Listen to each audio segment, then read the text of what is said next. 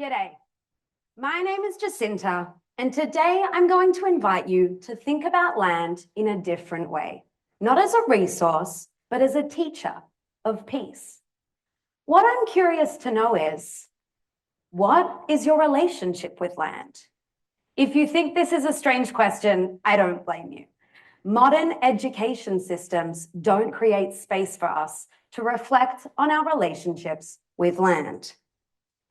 I didn't start reflecting on my relationship with land until I was 22 years old. You see, at 22, I was invited as a Spanish language teacher to live for 3 months in the Ecuadorian Amazon rainforest. My role was to work with Indigenous Achua peoples, supporting their access to language education so that they could stand firm against the encroachment of their territory, against extractive industries. Though I'd only been a fluent Spanish speaker for 2 years, and though I'd never been to the Amazon jungle, it felt like the right decision. As a city girl from Sydney, I was eager to challenge myself, living without electricity, running water, or modern amenities. My family, on the other hand, thought I was going to die. And they would have been right if it wasn't for the Achua community. Although I was invited as a teacher, I became the student. I didn't know how to fish, hunt, farm yucca, or make a lasting fire. Every single thing I needed to survive, I had to learn from community and with land. It was humbling. You see, living in the Amazon, bathing in the river, cooking by fire, having the sun as my clock, that changes your sense of self, your perspective on the world, if you let it. I now saw that land was something I had a relationship with and a responsibility to. On my last night, watching the sunset over the Amazon, I felt immense love and shame. I felt shame because I realized that I hadn't been listening to the land that I was raised on. As a white Australian, I had a lot to learn. Now that I knew better, I had a responsibility to do better. Change starts by planting seeds. After the Amazon, the seeds I planted were at Tranby, Australia's oldest Aboriginal-controlled adult education organisation. Here, I worked for almost 7 years as a community projects manager, co-creating and implementing life-changing Aboriginal education programs with communities across Australia. Tranby invited me to have many challenging conversations. I learned how to listen deeply, how to have challenging conversations with care. And I realized that relationships are not strengthened by avoiding conflict. I also learned about the significance of the Aboriginal flag, a symbol that emphasizes Indigenous peoples' spiritual connection to the lands known as Australia.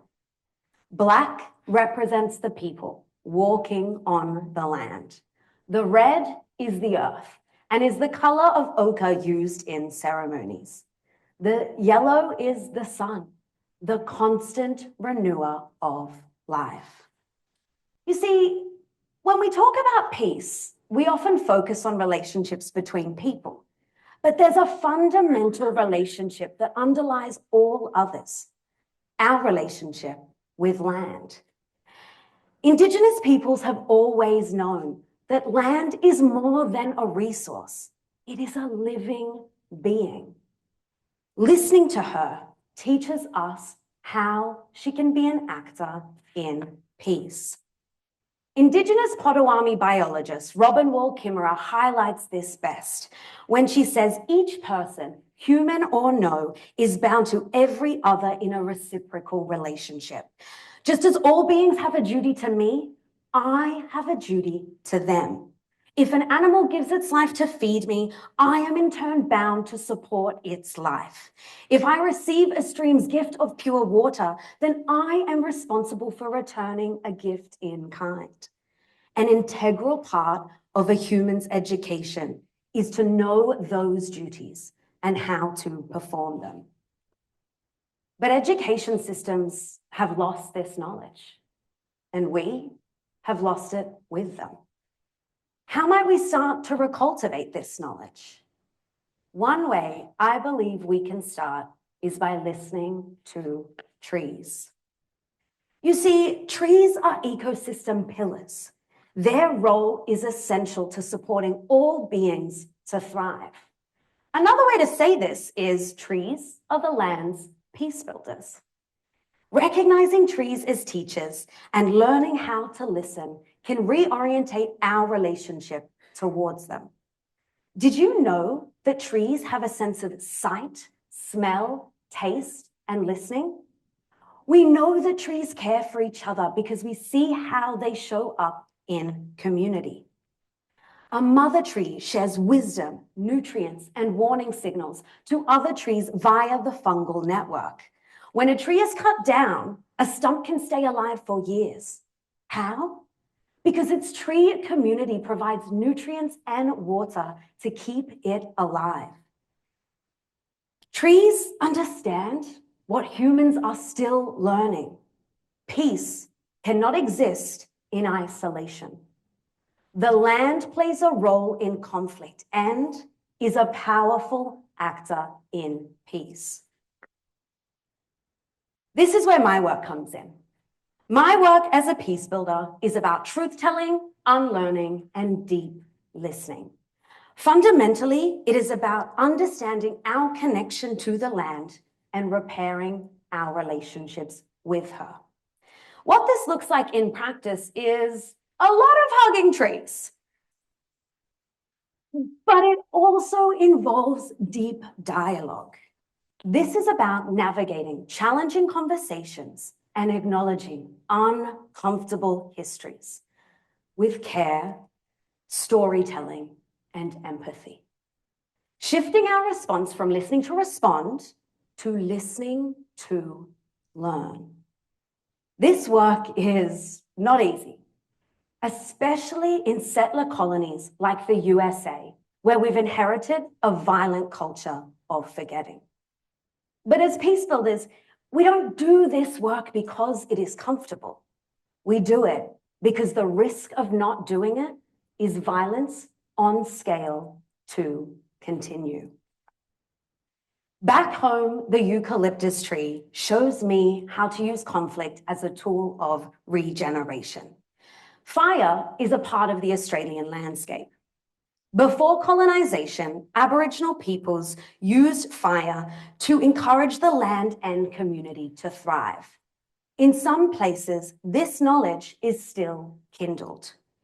In the language of fire and growth, the native Australian eucalyptus shows us that fire can be destructive or regenerative. The outcome depends on how you care for it. We can see fire as an analogy for conflict. When fire burns too hot, it doesn't invite new growth, it suffocates. If avoided without noticing, our reactions of fear, shame, and discomfort can spread and destroy entire forests, entire communities. But the eucalyptus shows us another way. It teaches us that conflict, like fire, can be a tool of renewal. Just like fire can regenerate a forest, burning away old layers, making space for new growth, conflict can be transformative, but only if we tend it carefully. Tending our fires is about deep listening to ourselves, to each other, and to the land. The eucalyptus shows us an important truth. Conflict, like fire, is not our enemy, but our teacher, if only we have the courage to listen. As peace builders, we face a crucial choice in conflict. Will we let the flames consume us, or tend the fire with intention. We can burn hot and destroy, or breathe deep and listen, transforming our flame from a destructive wildfire into a flame that invites new growth and births new seeds. There are many conflicts burning across the world right now. Each one is an invitation to deeply listen. How we show up, how we listen, affects how those fires will burn. Here, the olive tree of the Middle East, internationally recognized as a symbol of peace and resilience, asks us to pause and reflect. What are we called to do in this moment? As peace builders, we are invited to tend the inner fire of conflict with radical care, not letting flames consume us or destroy our communities, but using their heat as a guide.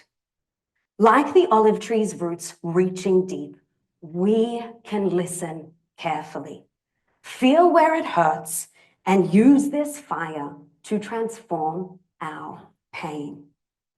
Our accountability lies in how we tend this fire, with empathy, with deep listening, with a return to community. Peace begins not in silencing the flame, but in learning how to listen to its wisdom. Right now, the olive tree is asking us all to pause, reflect, and listen. I am driven by the belief that conflict transformation is an individual and a community process. Our daily actions matter. How we treat the land mirrors how we treat each other. What if service isn't above self, but with self, with community, and with land? We are living in a time of profound ecological and social crisis. Accountability for how we show up in times of crisis is essential. Our deepest work as peace builders is to tend the roots of healing, carefully, courageously, with our full hearts open to transformation. The land teaches us how to do this work. We just need to listen. As a peace builder, deep listening is humbling work. It reminds us that we have more to learn than we have to teach. Change starts by planting seeds. The 3 seeds I ask you to plant today are accountability, mutual care, and deep listening. Accountability looks like knowing the Indigenous land that you're on. It is knowing the Indigenous story and our place within it. This is our responsibility. You can start by giving a land acknowledgement at your next Rotary meeting.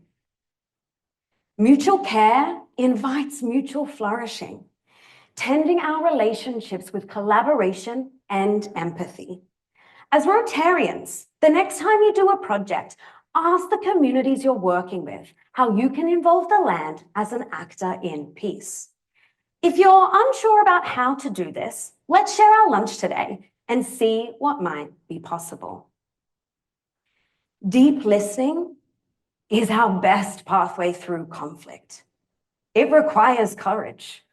It requires tending the fire in our belly, not to react, but to listen, to learn.